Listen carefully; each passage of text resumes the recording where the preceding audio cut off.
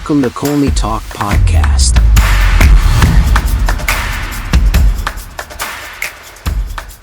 Hello everyone, hope you're doing well. Welcome to another exciting episode of Colney Talk Podcast, your bite-sized breakdown show. I'm your host Alex, first-time guest, glad to have you here. And to my returning guests, thank you for sticking with me. As always, I talk a bit about the Arsenal match and pick out my top 3 Arsenal players who shined and one odd player, not good enough, I get to call out. The game against Southampton was a ride. What a ride it was. I mean, I certainly had a load of frustration, flash of brilliance, a lot more brilliant, and a spirited comeback. Among my takeaways, it's that Arsenal cannot afford to carry passengers on this team, especially seasoned veterans on this team. So we have gotten rid of players that need more development time, and the ones that are in the squad or adding to the squad are impact players and players that should get on the program as quickly as possible. And when they get called off the bench, it's to really create an impact. So that competition level raises everything, and I think that comes with a lot more expectations. Now, let's get into the meat of the action and break this down a little bit. You know, it's great that Arsenal eventually got the better of Southampton with this 3-1 victory, but it had this vibe that I just started explaining. On the lineup, no Ben White, no Jurriën Timber, both of them unavailable. Of course, I hope this extra time helps Timber and Ben White fully fit. On a positive note, though, Tomiyasu was on the bench.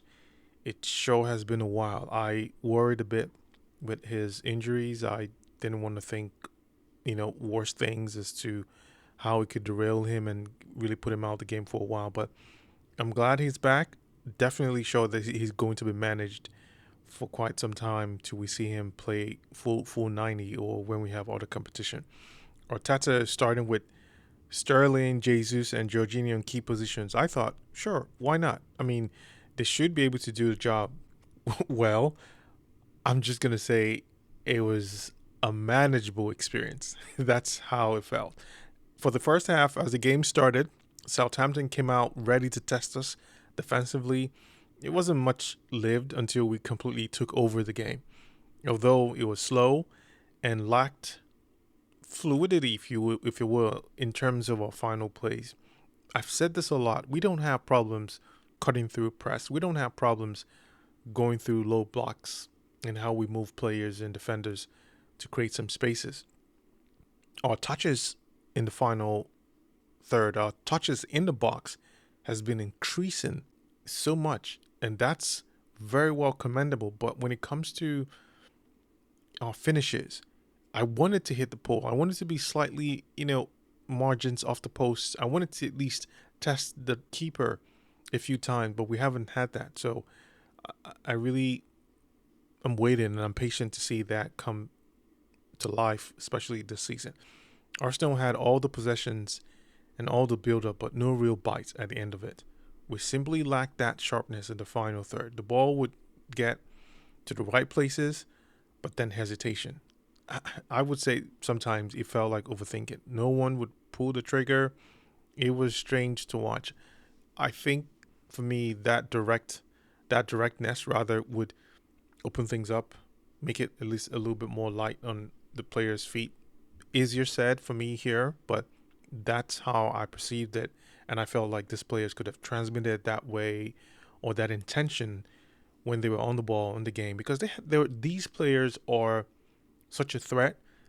Even these direct plays would change dynamics because the other players have their own ideas as well, and collectively it's a lot to handle. But for how much we struggled and we tried to make something, it was Havertz first in the sheet. He had our first meaningful attempt and it got blocked, which to me set the tone for the half. We lacked this decisive play I mentioned, and as much as we took advantage of the possession, control, and tempo, there was not much we could do from that. And oh Jesus, he had an opening for Saka in what would have been an easy run, but chemistry, connections, you can chalk it up to so many things, but that was a big missed chance. I mean, that was I think you can look at it as head in hand moment. This team needs to be more clinical. You're not going to hear me stop saying that. It has to be a point of emphasis, because when we are assured in how clinical we are, it gets the fear factor even much more to a higher level. In the final minutes of, before halftime, Sterling did have a chance, a shot from a rebound off of Thomas Partey, and that was a good attempt. But then again, we're missing that execution, and there's no knock on that, because that was a quick reaction play, lucky bounce, and how someone would move. That wasn't it. It was everything before that attempt, because we didn't get a chance. Yes, the low block formation did make things happen for us, but we've dealt with that in so many ways. Disappointingly, we went into the half without ever testing Ramsdale, and it was frustrating to have so much control without the reward to show for it. So then the second half, it was different. It was mixed. The tempo seemed faster. The purpose was evident when Jesus got off an early shot that, while not finding the net, signaled our intent to change things, and that's great. That was good. Then Arsenal kind of fell asleep, especially in defending. I couldn't really make out. I have to go back and see how this really transpired. We did not look ourselves, and with that, Southampton got their reward. A goal that reflected our lapses in concentration and how we did not compose ourselves defensively. It just felt like an easy walk-in, sort of. It felt like we hadn't fully woken up yet, which was both surprising and embarrassing playing at home like this. But that's exactly the jolt we needed. Minutes later, we responded. Quick repossession, intelligent movement, and composed finish. Havertz was the G here. It was a big G. His positioning, the way he occupied two defenders, a brilliant move that accumulated in the equalizer. That was a top-class finish. Quick passing, intelligent movement, and a composed finish. That's Havertz in all itself when he's on the ball going forward. Suddenly we were back and the Emirates erupted. But that's just when we equalized, so we had more to do. And credit to Arteta here. He didn't waste time with adjustments. He recognized what was needed, made the changes, showing that he wasn't going to sit back and let the game drift. Havertz in particular began to impose himself in the game. He brought that spark that was so desperately needed. And from then on, Arsenal were picking themselves from where they should have been much earlier. We had been waiting. And finally, it happened. The combination play we've come to expect from Saka and Martinelli put us ahead. Saka, that pass was pinpoint. And Martinelli's connection, that was amazing. I can't tell you how many times I refreshed with VAR checking the goal to see that it went through. But I was, overjoyed to see that for Martinelli. And he has to take that and run with it, because there's a lot he brings to the game, and that goal was definitely rewarding. And the game went on. We could have been in trouble, though. From that moment, we needed to close the game out. In fact, that was just what I said out loud. But Southampton made it difficult. There were still moments when we were exposed at the back. We had to thank the crossbar for keeping us in front, and it was another, wake-up moment in a way. Close this game out. Close it. It wasn't always comfortable, but the defense, especially after Tomiyasu's introduction, just did enough to hold the line. We did the job. We handled what we were supposed to do much earlier, just based on that expectations. I mean, it felt that we didn't understand that was how we intended, at least seeing this game from the first half. But you never know. You just can't dictate things and expect it to be that way all the time. So we held it. We finally then closed the door with the third goal. Phew. Almost missed that chance too. My goodness. But thankfully we had Saka. Saka don't miss. I mean, he was on point here. We didn't have to, worry so much, because that would have been a lot of groans and oohs and just screams if that connection didn't happen. But he was there to save us, so big ups to him there. We didn't have to set up in the extra time, even though there was more appetite for goals is is this a trend? Well, I mean, that's good because they seem to have that energy showing in 90 plus minutes that they can do the job. But let's deal with our actual official 90 and get something going there before hanging on for Hail Marys. In the closing minutes, Arsenal showed the kind of sauce, if you will, that had been missing earlier. They played with freedom, creating several attacking opportunities, even pushing Southampton deep into their half, much deeper, and ensuring there were no late scares. It was reassuring to see Tomiyasu back. His introduction helped stabilize things a bit. Himself and Marino, they are crucial, and defensively, it is vital to keep those players just as stuck in with the rotation of players when we go through games. And for this game with Southampton, it was very much needed.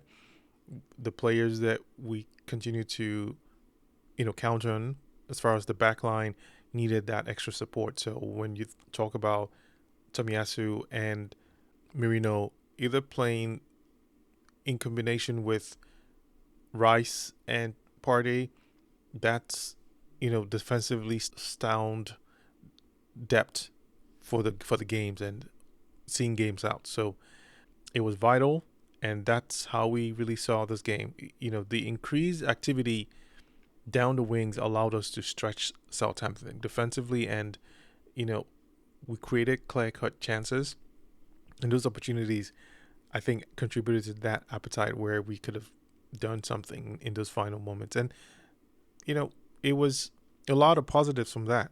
And that was it for the match. But it shows that there were gears evident that Arsenal could do more.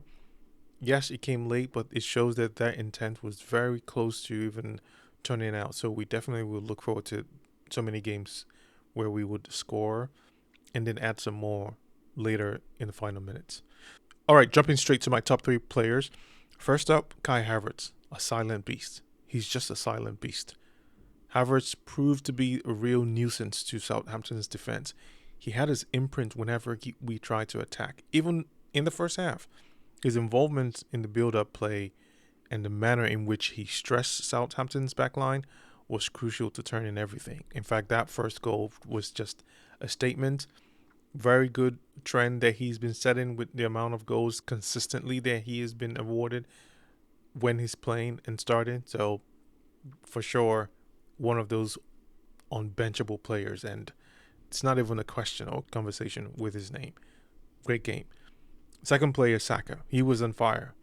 A goal and a couple of assists. His level keeps rising. He was ruthless against Southampton's fullbacks, and even when things weren't clicking right in the first half, he never stopped pushing. His link up with Martinelli was nothing short of magic. 2 assists and an XG contribution of 0.5. That tells you how much involved he was. The freedom when he had the ball. I think we saw so many times when he would freeze the defense at his will. That's next level, folks. It's such a brilliant time to keep watching this young player and the things he's doing. All right, third and final player, Ricardo Calafiori. There is going to be so much times that we will talk about this player, the spark that he brings, the energy that he exudes when he's on the ball or playing. Defensively hostile to Southampton's, and he was defensively hostile to Southampton and offensively astute. Calafiori showed why we should keep paying attention. He provided much needed width, and his interceptions and run were dangerous, particularly from motion plays. He is what the left side needs, and he brings that secure and assuredness, adding to more fire towards Martinelli. So that's gonna be a joy to watch. And several won duels. That's why there's a lot of praise for on this player. But I know there are some vulnerabilities that would need to be tightened. No one is perfect, but I'm excited for this player. It's just amazing. No odd player, but I would say Jesus was a bit of enigma. There was still that sense that he's trying to find his sharpness. He had moments, don't get me wrong, but they were fleeting. He lacked that decisive cutting edge that we needed from our central forward, but it's long overdue. It's definitely far too long. This game, if anything, was a showcase of adaptability. Arsenal worked the problem through and found the right tactical adjustments to get the job done. And finally, the Emirates faithful deserve a huge mention. The crowd was brilliant, supportive, and incredibly loud. The reception for Ramsdale was simply class. I think that's a remarkable praise for a player that this was what he was going to get when he came back into this, ground to play. And yes, bitter taste for him, but at least he knows how much the entire Arsenal community loves and appreciated him. So that was great. I'm hoping this break gives Timber and Ben White enough recovery time. Extra bonus if we hear good news following Odegaard, but I'll just keep my fingers crossed for all players going out on international break and coming back healthy without a scratch. All right, folks, that wraps up this episode. Be sure to let me know what you think. How would you rate your top 3 performances? Until next time, it's onwards and upwards, Gunners. Let's keep this momentum going. Come on, Arsenal.